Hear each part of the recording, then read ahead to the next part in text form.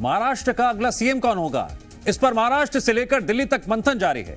सूत्रों के मुताबिक इस बार भी गठबंधन की सरकार में एक सीएम और 2 डिप्टी सीएम का फॉर्मूला जारी रहेगा, जिनके नाम का ऐलान दिल्ली से होना है। इस बीच खबर यह कि आरएसएस महाराष्ट्र के लिए किसी नए चेहरे को मौका देना चाहती है और इसके लिए संघ प्रमुख मोहन भागवत के भी दिल्ली आने की खबर है।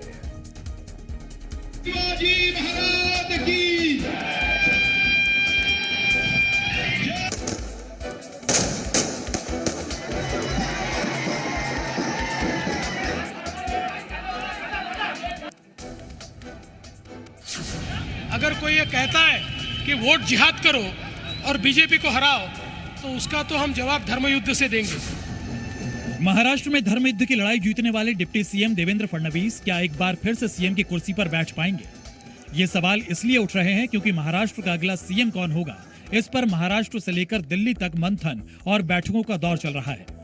देवेंद्र फडणवीस दिल्ली में मौजूद हैं, जबकि मुंबई में एकनाथ शिंदे और अजित पवार अपने अपने विधायकों के साथ दिन भर बैठक करते रहे। इस बीच सीएम के चुनाव के लिए आरएसएस प्रमुख मोहन भागवत के भी दिल्ली आने की खबर है। सूत्रों के मुताबिक आरएसएस महाराष्ट्र में सीएम के लिए नया चेहरा चाहता है। कैबिनेट में भी आरएसएस से जुड़े नए चेहरे के लिए जगह चाहता है।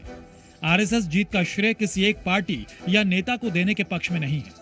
आरएसएस ने बीजेपी के साथ जीत का श्रेय आरएसएस कार्यकर्ताओं को भी दिया है। महाराष्ट्र में मिली बड़ी जीत के पीछे आरएसएस कार्यकर्ताओं की कड़ी मेहनत को भी माना जा रहा है, क्योंकि बीजेपी के पक्ष में लोगों को लामबंद किया और सत्ता के सिंहासन की लड़ाई में जीत दिलाई। लेकिन सीएम के चेहरे पर सस्पेंस बरकरार है, जिस पर पार्टी नेतृत्व को ही अंतिम फैसला लेना है।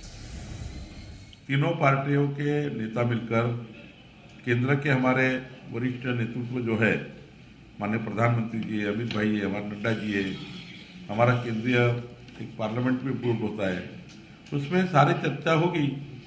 अभी वो चर्चा करना नेतृत्व का सवाल है, नेतृत्व चर्चा करता है, तो मुझे लगता है जब भी बैठक होगी इसमें निर्णय होगा। हालांकि सीएम पद की रेस में देवेंद्र फडणवीस का नाम सबसे आगे चल रहा है। फडणवीस आरएसएस के बेहद करीबी हैं, नागपुर से ही चुनाव जीते हैं और नागपुर में आरएसएस का मुख्यालय भी है। ऐसे में फडणवीस को आरएसएस का सहारा मिलने की उम्मीद है। वहीं देवेंद्र फडणवीस ने भी महायुति में सीएम पद पर किसी तरह के विवाद से इनकार किया था। सीएम पद के ऊपर कोई भी विवाद यहाँ नहीं होने वाला, क्योंकि पहले दिन से ये तय है कि चुनाव जब संपन्न होगा तो चुनाव के बाद तीनों पार्टियां मिलकर इसको तय करेगी। हमारे नेता आदरणीय होम मिनिस्टर साहब ने प्रेस कॉन्फ्रेंस में ये बहुत स्पष्ट शब्दों में बताया है कि चुनाव के बाद तीनों पार्टियां बैठेगी और इसका निर्णय करेगी। महाराष्ट्र में सीएम पद के उम्मीदवार के नाम का ऐलान भले ही ना हुआ हो, लेकिन खबर है कि इस बार भी गठबंधन की सरकार में एक सीएम और 2 डिप्टी सीएम का फॉर्मूला जारी रहेगा, जिनके नाम दिल्ली में तय होंगे। मुंबई से अंकुर त्यागी और उर्वशी खोना के साथ ब्यूरो रिपोर्ट, जी मीडिया।